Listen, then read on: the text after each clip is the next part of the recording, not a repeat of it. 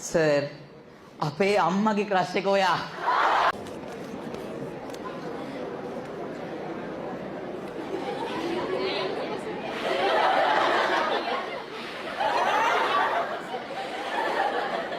පපුවේ අමාරුවේ හැදුනා. සර් අපේ අම්මගේ ක්‍රෂ් එක ඔයා.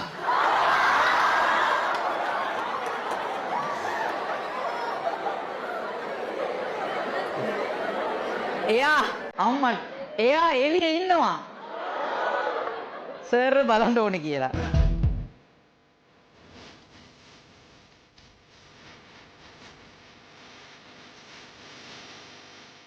දැන් කවියෝ දැන් නිර්මාණකරු ගෑනු ගැන කියන විදිය බලපන්. සාමාන්‍ය සින්දු ඇතුලේ දාන්න ඕනේ නැති, සාහිත්‍යයට දාන්න ඕනේ නැති නොගැලපෙන උපමා ටිකක් තියෙනවා.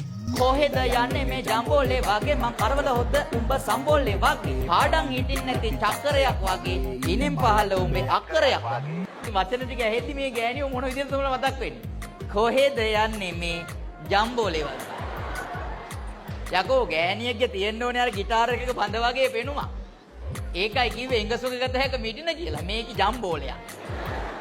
අනිත් එක මිනිහෙක් ජීවිතේට මං කරවල හොද්ද උඹ සම්බෝලේ වගේ. ගඳේ බෑ කරවල හොද්ද. ඊට පාඩම් හිටින් නැති චක්‍රයක් වගේ. ඉස්කෝලේ ගිහින් ගුටි කාපන්. චක්‍රේ පාඩම් නැහැ. හරි ඒක පැත්තක තියපන්කෝ.